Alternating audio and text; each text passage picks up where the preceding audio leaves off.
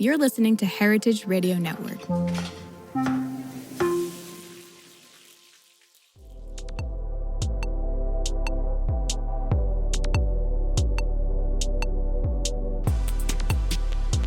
Hello, welcome to Japan Eats. I'm your host Katayama, a food writer and the director of the New York Japanese Culinary Academy, which promotes a deep understanding of Japanese cuisine in America. We are broadcasting live from Brooklyn, New York.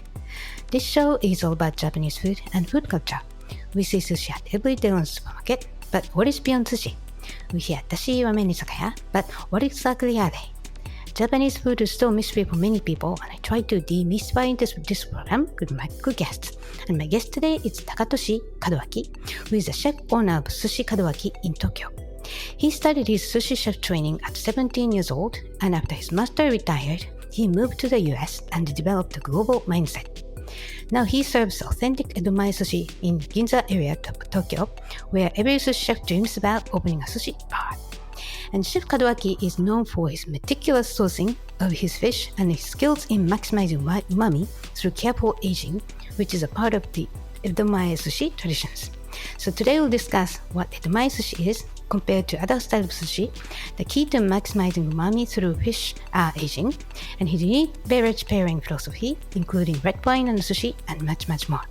But before we start, Japan Eats is available on the Heritage Radio Network website, as well as on the iTunes, Stitcher, and Spotify as a podcast. So please go to iTunes, Stitcher, Spotify, whichever you listen to, and subscribe to Japan Eats. And please rate a review. We truly appreciate your feedback. Now, let's start a conversation with Takatoshi Kadowaki. Hello, Kadowaki-san. Welcome to the show. Hi. Nice talk with you. Yeah. Katayama-san.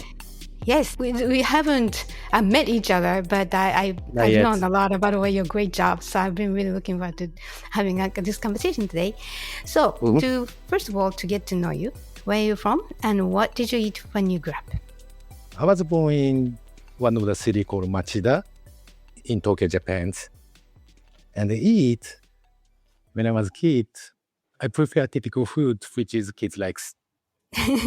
Okay, right. And did it include any sushi? Actually not, like hamburger, Japanese curry, home cooking, my mother made, something like that. I didn't like much the sushi. Right. I think the majority of us, even Japanese people, learn to really enjoy sushi and appreciate as we get older, right? So, and how did you get into food, in particular sushi, to cook? The first experience of the sushi is when I was 17 years old. So I started to work for sushi restaurant after high school class. Right. Because you started to like sushi, I think. Not really studied. I just like part work. Interesting. So even at the time, I didn't like much sushi. Wow, that's a very interesting comment from the top sushi chef in Japan. Right. Right. So, what was the most challenging part of studying sushi when you were 17 and onwards? I spent more than 1 year for the waiter. So not like cooking, but that's a good time to learn how the chef cook and how chef talk to the customers. Ah, right. That's a very important skill as a sushi chef to stand at the sushi counter. Right. Interesting. And after your sushi master retired, you moved to America. So why did you want to work in America and where did you work in the States? I wanted to work somewhere the foreign country. So fortunately, I found one of the sushi restaurant recruiting the sushi chef in United States. Then I applied and I passed. It was Philadelphia. Oh, interesting. Right.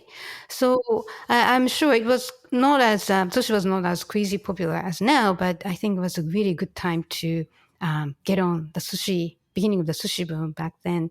So what did you learn from your experience in the US as a sushi chef? In US, the answer to make the simple is I learned like expressive power and group mean addition cooking.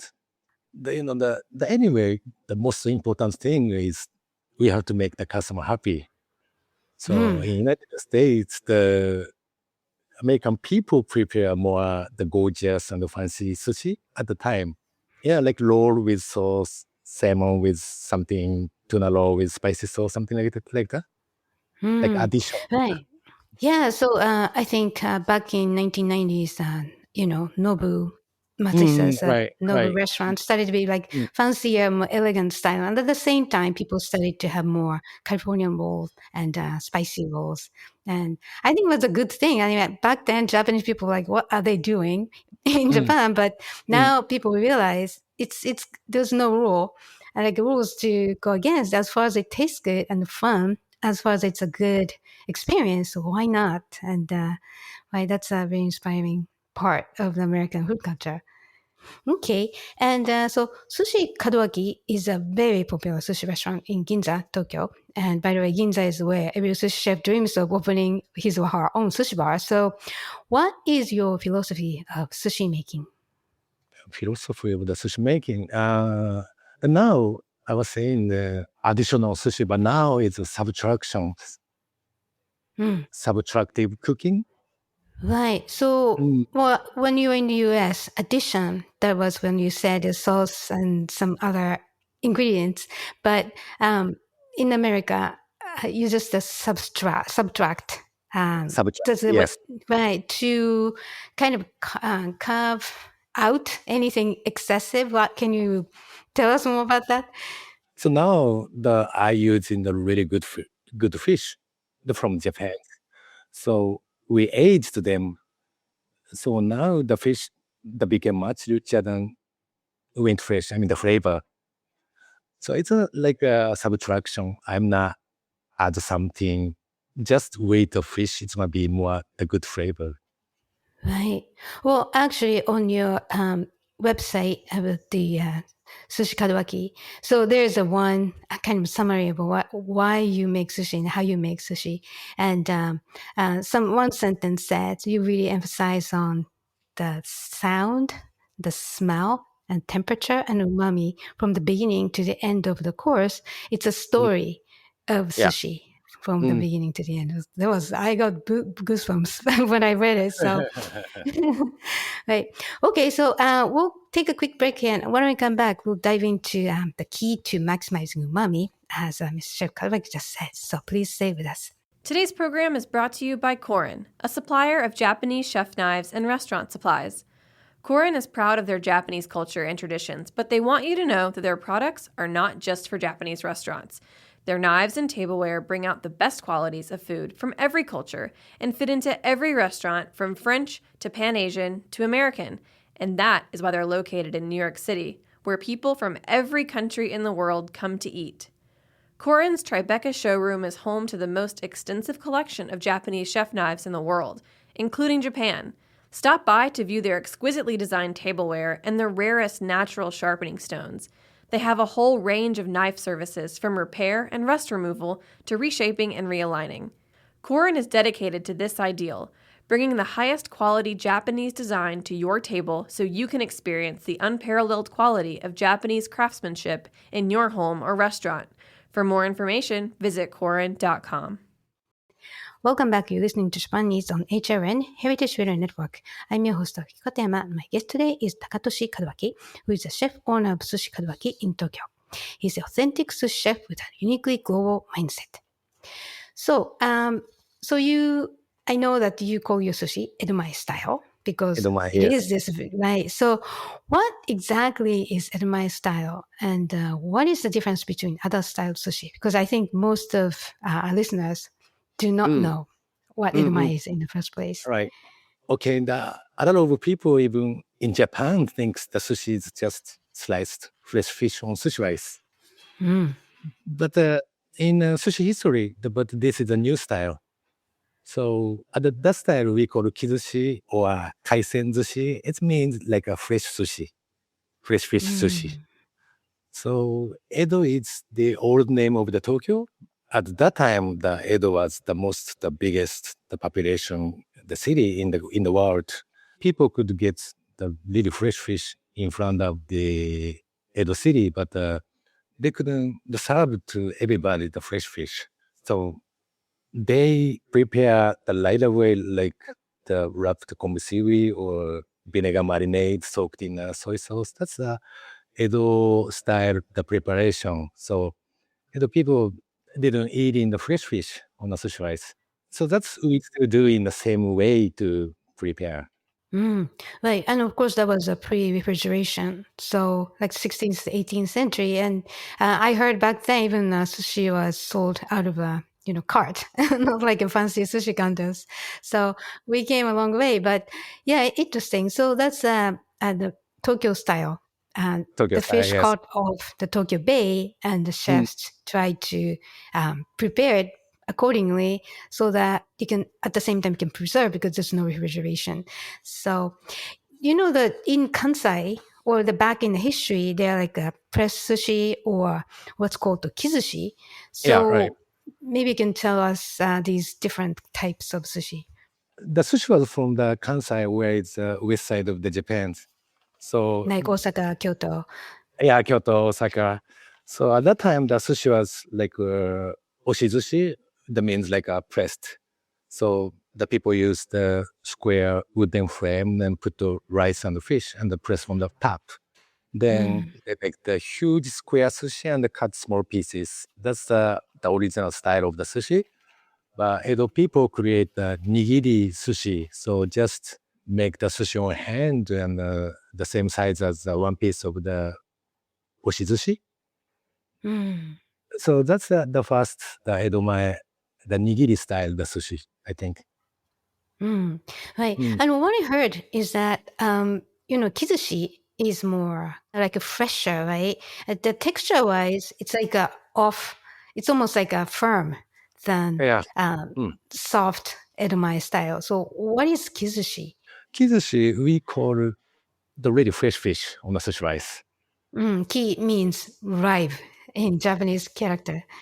Yes, yes. Other city, more countryside, so they don't have to prepare the fish because they don't have to keep in a room temperature. They can eat right away because small the populations.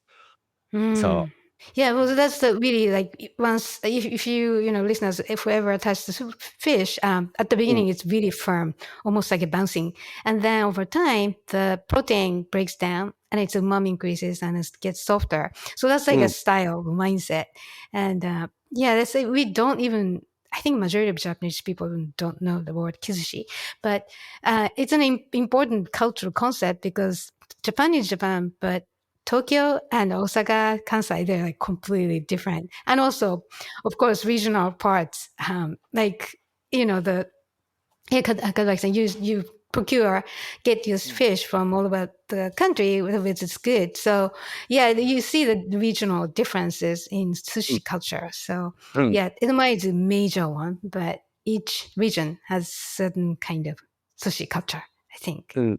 Okay, so as a part of the Edomae-sushi practice, you carefully age fish. So this is important, I think, because I think the aging fish is becoming very popular, not just because of the sushi tradition. I think other parts of the cuisine started to be influenced by about aging fish. So what is the purpose of aging fish? The fish when fresh, the taste wise is very plain. Just texture is hard. The people appreciate like the watery and the hard texture, very fresh, something like that. But after aged, so the flavor wise, the change to more rich, we call umami. Texture it's the getting soft and the fat became like butter. The much more umami. Right. I'm sure some listeners, or many of your listeners, have experienced if you go to a sushi restaurant and once put a piece of sushi in your mouth, it melts. I think because of that softened texture. And for me, I just shut up and stop any conversation. Just I go into my own world of the melting sensation in your mouth. So that's, I think, the essence of the beauty of Mm. sushi. So yeah, what kind of fish do you age and how long? Depends on fish and depends on how fat. Mm. So and then now I'm the using one of the huge fish. It's a long tooth the grouper we call kue. So Mm. we aged this fish 2 weeks. Wow. So, I mean, people think of aging, it's not like a beef, aging dry age or something like that. It's a temperature controlled, low temperature and moisture controlled room, right? So it stays. People think dry aging, but not for fish. So Edomae style is not like dry. So we vacuum wrap the fish and soaked in ice water. Then we wait about 2 weeks. I'm curious, what about tuna? Tuna, about 1 week. And then the smaller, you don't need much. Like, for example, the silverfish, like mackerel, Horse mackerel, yeah. right? The mackerel, yeah, depends on size, but it's about 5 days. I'm sure that's so umami rich because the Yeah. silverfish tend to be Mm, very, very rich in umami. mm, Right. Okay. So, in order to age fish, you need a very high quality fish, and you have a network of excellent seafood purveyors from the famous Toyosu market, of course, to mm, mm, Kyushu. So, mm, I heard that one of them is Johnny-san. mm. That's a English name, Johnny, Johnny-san, in Kagoshima. Johnny. So, yeah, sounds like who's very skilled in Chinuki techniques. So, Yeah. who's Johnny-san and what is Chinuki technique? Chinuki, chim is blood. So the Johnny-san, when get the fish, so he remove all of the blood out from the meat. So use the thing like the hose from the tap and has a needle on the top. So he put the needle in the vein and push the blood by the water pressure. So what I heard is the blood part left in the boiled fish body is the Mm, one that makes it fishy, right? mm, So if you can remove blood that completely, like Johnny-san, mm, your fish just remains fresh, like ocean. And I know that the Tanuki technique is becoming more sophisticated and popular, but mm, I really didn't know how much it affects the taste of fish. And you are mm, really known for the clean oceanic scent of mm, fish. mm, So, mm, mm, and on top of it, you age fish. So it's amazing how these are possible together, like aged fish and oceanic freshness. Right. mm. Okay. So sushi Kadowaki is known for its great wine list. So you can find other sushi restaurants that offer fine French wine and also have a great selection of other things. But what's interesting is you also include New Old wine, such as Mm. Californian. So first of all, what is your philosophy or principle of sushi and beverage pairings? It doesn't matter like sushi and sake or wine. What's your principle? Yeah, of course, the Japanese sake really much with sushi. Sometimes too, how can I say, obvious, Mm. but the wine, especially Edomae-sushi, so our fish has the already strong umami flavor. Umami, after the swallowing the sushi in your mouth, the umami stay longer in your mouth. So it's really much Mm. with the wine, I think. Right. So it's kind of too quick to disappear compared to sushi's Mm, finish yeah. time to finish. So you need that same time frame to enjoy, go together. What is the advantage of pairing wine with sushi as opposed to Japanese sake to be more specific, like more acidity or texture? But sometimes I prefer wine to sake for sushi. Mm. The wine has, I guess, a touch of the sour flavor. So Mm. really much with the sushi because the sushi has a sour flavor because we use the vinegar for the sushi rice. So some fish we Mm. marinate with the vinegar. Right. Interesting. Yeah. So acidity, I didn't think of that, but yeah, that I really understand it. So sake is made with rice. That just naturally goes with Mm, sushi, which is also made with rice. So, but mm, now acidity is really a good point because sushi is vinegar and mm, acidity in wine. right. That right, totally makes sense. I know that you also recommend pairing red wine with a delicate Mm, sushi, which is mm, very unusual. But for example, you pair the red wine, Pinot Noir, with your sushi made with fish, which is aged. So, which is served at slightly warmer temperature. So, why do red wine and sushi go well? So our fish after Edomae preparing preparations, the fat that became like butter already emulsified. Mm, So we right after sliced fish, so we are not use the for sushi right away. So we keep in a room temperature for the weight, the fat to melt a little bit. So the fish, the temperature are getting a little higher than in a refrigerator. So this temperature really match with the red wine, I think. Right. Well, it's really completely makes sense because it's the melting texture of aged umami to be fully enjoyed. It's just like you leave the premium butter on the table for a while because you just only taste the cold fat if not at the room temperature, like melted well. So it's the same idea. And sushi's temperature goes well with the slightly warmer. The meat and also the red wine is served at the room temperature or slightly chillier. So it's just the Right. matching temperature and also, Yeah. of course, the length of the time. Yeah. So interesting that when I first time had tuna with game, which is from Beaujolais, and I had the same bloody overlap. Right. So the tannins in red wine, I think, is also sometimes great with the fish. Right. What do you think? Tannins and sushi. The too strong for fresh fish, I think, because the fresh fish is a very plain flavor. But after the Edomae preparation, the fish became the really rich flavor. I think it's really much. Well, this is a eye-opening. Whenever I go to a sushi place, I already think of white wine or sake, Uh, and this is really a groundbreaking mindset. sure. Right, I have to look for something because it really makes sense, right? Edomae-sushi, a lot of sushi restaurants really have that melting texture. That's the feature of becoming famous as the sushi restaurant. So, right. So I don't know. There are many restaurants serving red wine in Tokyo. Not a lot, but a few, yes. We Right, seen often, yeah. right. And probably that's more like French, like Yeah, right. Burgundy, like expensive one, right? So this is an additional question, but why do you like New World, like American California wine? You know what? Our Edomae also like the new style, not the really, really typical Edomae style. So I didn't want to compare with the new world because the French wine is already good to everybody knows. So I really trying to find more the good wine.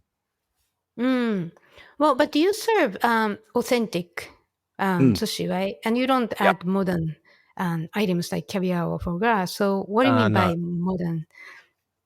Edomae, but nobody do like the chinuki, the remove the blood out. So or the soaked in ice water after vacuum packed. So I think it's the new Edomae style. The Right. authentic Edomae is just aged about 3-4 days, but we do more than 10 days. So it's changing to the new preparations. I think new Edomae. Right. So it's more advanced, kind of like technologically Yep. advanced, Right. authentic to keep refining the Yep. food, the flavor. That's exciting. Okay. So, so sushi, by the way, has become very popular worldwide. And I think you are one of the, powers to make the sushi popular in America, in Philadelphia. So why do you think sushi is so popular globally? I think be honestly, the just people understand correctly about sushi. 40, 50 years ago, so very difficult to find good sushi except for Japan. So nobody had experience and never seen it before.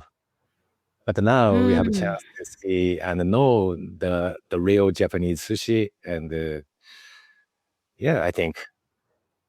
Well, I'm just curious. Who comes to Sushi Kadowaki, your restaurant in Ginza? From other country, the foreign country. Hmm. So people who really know about sushi. So a couple days ago, one of the customer from Taiwan, so he was saying, so I come Japan really often in a year.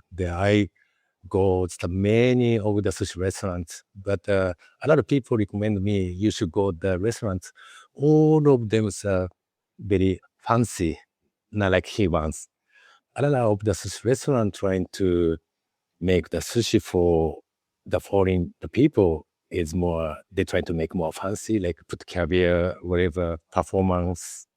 So he really liked our style. So that kind of people bring the next time another the people who really knows about sushi.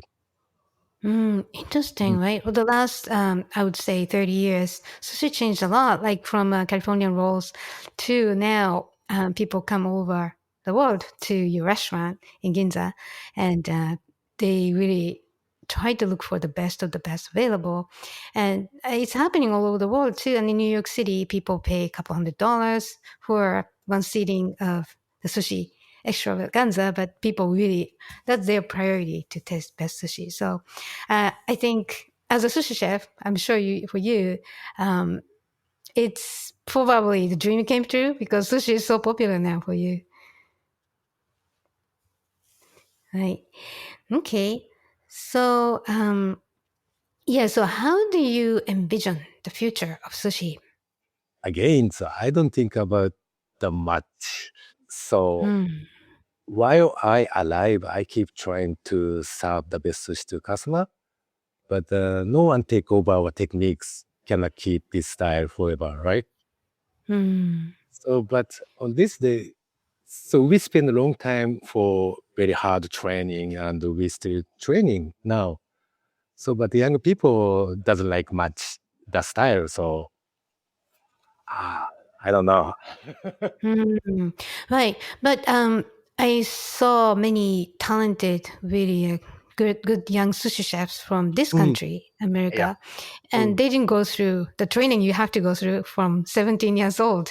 So somebody has to succeed this precious tradition. And Right. I don't think it's realistic to ask them to start something really physically, mentally hard, especially I think mentally hard to train as a chef. So we'll see, but I'm very hopeful. And also, like you said, technological advancement to refine the fish flavor and to subtract even more than before to really carve out the best part of fish taste and increase umami. So I think it's really a craftsmanship and almost the art of making the most of precious fish, which is given by nature.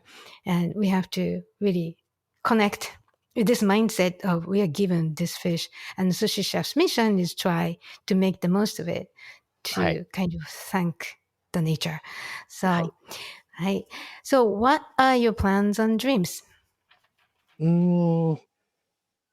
I want more people visit our restaurant and to remember this sushi, and I want to enjoy to work, and I work to enjoy and to work, and just enjoy my life with the work. Right. Oh, I think it's important because when I step into a fun sushi place, the chef's personality comes out throughout from all over the restaurant because there's the energy comes from you and through and expand to your guests and happy chefs, very ambitious chefs. As everybody has different personalities, and I think it's an important thing that you enjoy yourself, and obviously you're very successful doing it. So. Yeah. So, where can we find your updates online and on social media? Yeah. All the time we make the announcement on our Instagrams. If you can check, even we put in English also. So please check our Instagrams. Sushi underscore Kadowaki. So sushi underscore, right? Kadowaki, sushi underscore Kadowaki, right? And also, I think you really showcases that beautiful fish you just got. And I really learned, this fish looks like this. I didn't know only the name of the piece of sushi, but really show the actual regional shape of fish. So it's very educational too, right? Okay. And also your website, the sushi, hyphen kadowaki.jp and English page /ENG English. So that's a great page too. All right. So thank you so much for joining us today, Kadowaki-san. And I hope to see you in Tokyo. ありがとうございます。Thank you very much. So listeners, if you have any questions or comments about the show or suggestions for short topics as guests, please contact us at japaneats@heritageradionetwork.org or kikatema.com. Japan Eats is a weekly program that is always available at heritageradionetwork.org as well as on iTunes, Stitcher, and Spotify as a podcast. I'm engineer Gabriel Eugene, and we'll take a spring break in May. So we'll see you in June. Thanks for listening, and I'll talk to you soon.